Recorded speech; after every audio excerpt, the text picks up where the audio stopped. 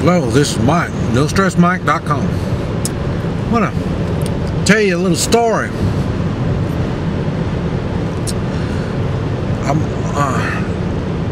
I always tell people, don't let yourself be victimized. And I think a lot of people don't realize how much we're being victimized all the time. Well, one of the ways is at the airport. They have no constitutional right to do any of this kind of stuff. Now, I'll tell you, it's bad enough when you fly into this country. I say you're not an American citizen when you're coming in until they say you're an American citizen. Until they say it. I mean, what you say doesn't mean nothing. You have to get through all the inspections and stuff like that before you'll be an American citizen. Right there, they can not allow you in even though you are an American citizen. But anyway,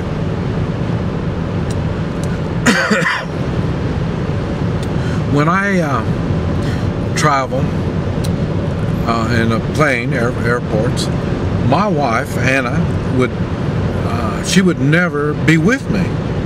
She would go to another line than what I would go into. And the reason is, I feel victimized every time I go in. And if I didn't have to fly, I wouldn't fly at all. So they got me in a situation where I'm going to be victimized, and really I have very little say-so on what's going on.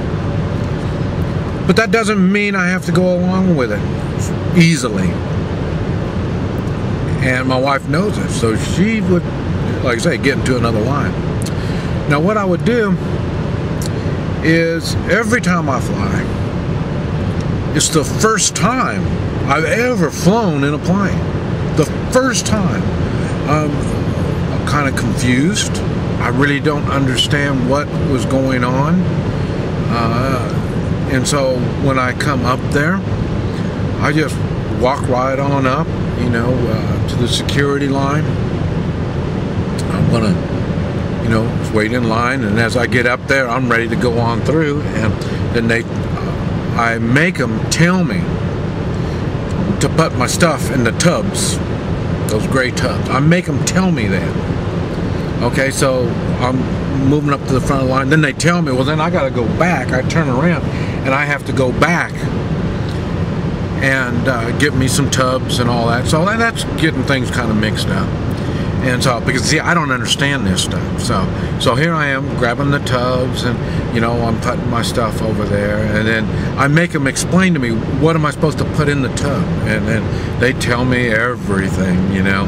No metal, and put your computer out of your backpack, and just all that stuff. I make them go through the whole line, just like I've never done flying before.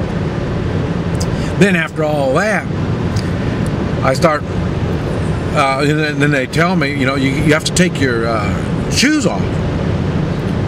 And I'm shocked. This is, who would ever think of such a thing? So I'm just totally shocked. So I just sit down right there, right in front of their x-ray machines and all that stuff. I sit down on the floor. Well, I also make it a point when I fly, I always wear my tallest lace-up combat boots. So I'm sitting on the floor, unlacing my boots, and everybody's walking around me, and it's kind of messing things up. Finally get my boots off. And in magic, one of the first things you learn is wherever you look, like you're holding something, you look at that, everybody will look wherever it is you look. That's the first thing we learn in magic. So I take my boots off, I stand up, and then, I'm, kind of flustered a little bit, and then I say loud and clearly, and I look down at my feet, and I apologize. I say, I'm sorry about my socks. There's great big holes in my sock. I got big holes in my socks. And I look down. I say, I'm sorry about my socks. Now everybody's looking at my socks. All these big old holes in my socks. And I say, I'm sorry. My fungus has been so bad that I thought maybe if I kind of aired it out a little bit, it might be a little better. Well, you know, the people in line behind me, I kind of ruined their trip. So here I am looking down at my holy socks, and then they tell me to step over there in the machine. So I step into the x-ray machine, and they say, put your hands up. And I put my hands up like I'm being arrested, you know. And they said, no, put your hands out to your side. And so then I put my hands out to the side, and then I go, like that, and I jump back, and I say, what are you doing? What are you doing? And they say, well, they're going to take some pictures and stuff like that. And I, you know, no, you know, we Americans, we're not stupid. We know, you know, that X-ray stuff can't be healthy for us. So, you know, I know I'm not going to do that. And then they tell me, well, you have to go through this metal detector part. And okay, so I've already walked into that part, so I've contaminated that area already with my fungus. And then so I go over to the metal and go through the metal, and you know, they don't want to make your flight pleasant. They want to make you do what they want you to do. So seeing that I wouldn't go through their x-ray machine, and I go through their metal detector, there's no metal on me, but they want to frisk me now.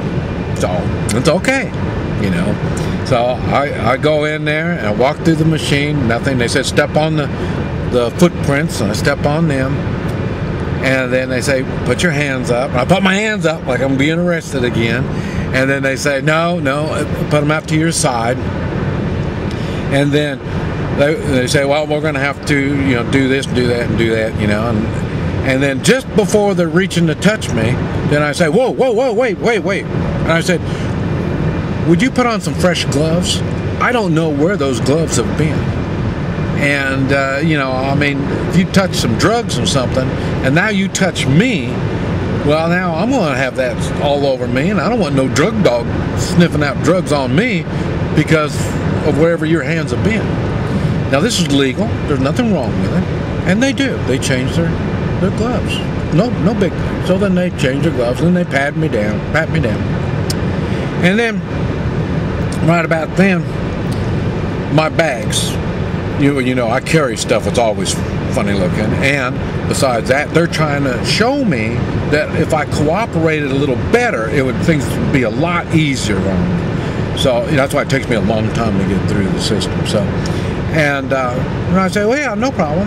And then so then they open up the bag, and they're getting ready to reach in. I say, whoa, wait a minute. Could you change your gloves before you put your hands in my stuff?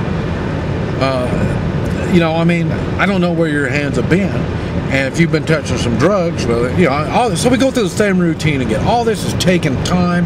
The line is backing up.